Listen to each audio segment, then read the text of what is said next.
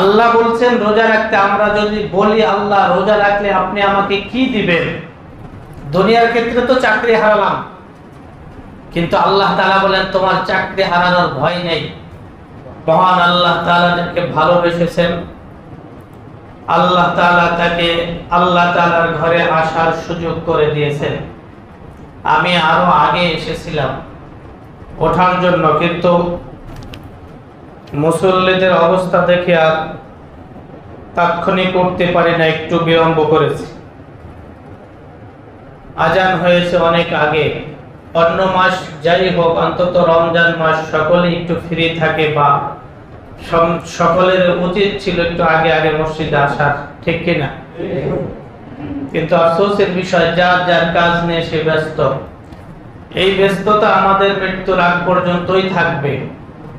যেদিনকার আমাদের ভিতর থেকে রূহ নামক বাতাসটা বের হয়ে যাবে, নেওয়ারও ক্ষমতা থাকবে না, বের করারও ক্ষমতা থাকবে না, সেদিনকার সমস্ত কাজ থেকে আমরা অবসর পাব, এর আগে পাব না।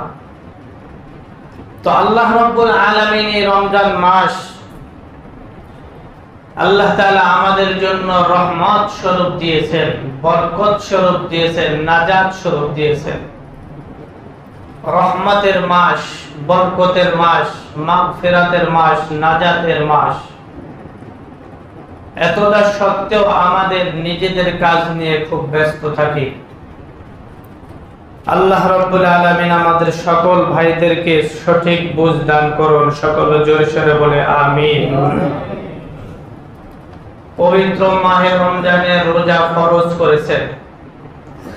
রোজা অর্থ বিরত থাকা, সংযম করা, ইচ্ছা পোষণ করা, ধীরতা অবলম্বন করা। পারিভাষিক অর্থ বলা হয় সূর্যোদয় থেকে সূর্যাস্ত পর্যন্ত, অর্থাৎ সুবহ সাদেক থেকে সূর্যাস্ত পর্যন্ত সকল প্রকার নিয়তের সাথে পানাহার, কামাচার সমস্ত কিছু থেকে বিরত থাকার নামই হলো রোজা। এই পবিত্র রমজান মাস কেন রাখবো? এক কথায় জবাব হলো আল্লাহ তাআলা রাখতে বলেছেন, এজন্য আমরা রমজানে রোজা রাখবো। কোন অফিসারকে যদি পিয়নকে যদি অফিসার বলে আমার জন্য একটা চা নিয়ে আসো, পিয়ন যদি পাল্টা প্রশ্ন করে স্যার আপনাকে চা দেব, আপনি আমার জন্য কি দিবেন? চাকরি আছে না শেষ?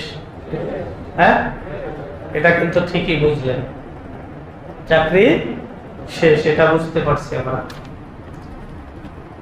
কিন্তু আল্লাহ রাব্বুল আলামিন হুকুম করেছেন বান্দা তুমি রোজা রাখো।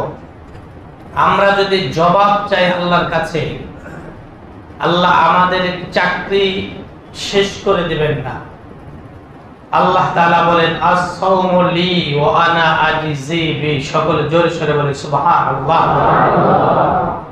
আল্লাহ বলছেন রোজা রাখতে। আমরা যদি বলি আল্লাহ রোজা রাখলে আপনি আমাকে কি দিবেন, দুনিয়ার ক্ষেত্রে তো চাকরি হারালাম, কিন্তু আল্লাহ তাআলা বলেন তোমার চাকরি হারানোর ভয় নেই, মুসলমানের কাতার থেকে নাম দূরে যাওয়ার ভয় নেই। তোমাকে আমি সুসংবাদ দিলাম আস-সাওমু লি, আমার জন্য রোজা রাখো তো বান্দা, ওয়া আনা আজজি বি, এর প্রতিদান আমি আল্লাহ তাআলা নিজের কুদরতি হাত দ্বারা তোমাদের দেব। সুবহানাল্লাহ। তো আল্লাহ তাআলা রোজা রাখতে বলেছেন, রাসূল রেখেছেন, এক কথায় রোজা রাখবো, আর কোনো প্রশ্ন হবে না। আল্লাহ তাআলা বলেন ইয়া আইয়ুহাল্লাযীনা আমানু কুতিবা আলাইকুমুস সিয়াম কামা কুতিবা আলাল্লাযীনা মিন ক্বাবলিকুম লাআল্লাকুম তাত্তাকুন। হে ঈমানদারগণ, বান্দারা, তোমাদের উপরে রোজা ফরজ করা হয়েছে যেমনি ভাবে তোমাদের পূর্বপুরুষ যারা ছিলেন তাদের উপরেও রোজা ফরজ করা হয়েছে। কেন ফরজ করা হয়েছে জানুনি? আল্লাহ রাব্বুল আলামিন জবাব দিয়ে দেন লাআল্লাকুম তাত্তাকুন, রমজান এজন্যই দেওয়া হয়েছে যাতে করে তোমরা আল্লাহ তাআলার তাকওয়া অবলম্বন করতে পারো। সুবহানাল্লাহ। তাকওয়া অবলম্বন করার জন্য দিয়েছেন। তাকওয়া কি জিনিস এই কথাটা যদি না বুঝি তাহলে কি অবলম্বন করব? তাকওয়ার মানে কি? বাংলা অর্থ ভয়। কার ভয়?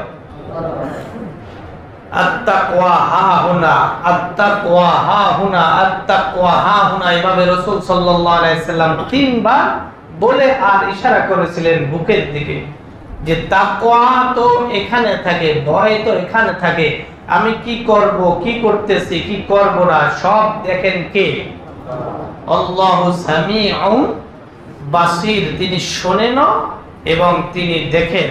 আল্লাহ তাআলা যেমনি শুনতে পান তেমনি দেখতে পান। এজন্য আল্লাহ রাসূল বলেন তাকওয়া তোমার অন্তর, অন্তরের ভিতরে তাকওয়া, আল্লাহর ভয় সৃষ্টি করবা। আল্লাহর ভয় মানে আল্লাহ তাআলার জাহান্নামের ভয়। আল্লাহ তাআলা যেই কাজ করতে নিষেধ করেছেন ওই কাজ করা থেকে বিরত থাকার নাম হলো আল্লাহর ভয়, ওটার নামই হলো তাকওয়া।